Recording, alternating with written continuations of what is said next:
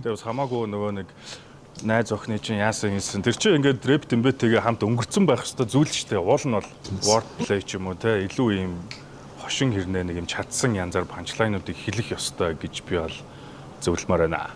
Найз охины тал дээр хэлээч. Найз охиныг баян ярьсан л дээ. Найз охин тэгээд нийгмийн асуудал тэгээд хар тамхи гурыг хүнддэг гэх юм уу? Зөвхөн миний лит төгий ахыг сонсож өссөн болов.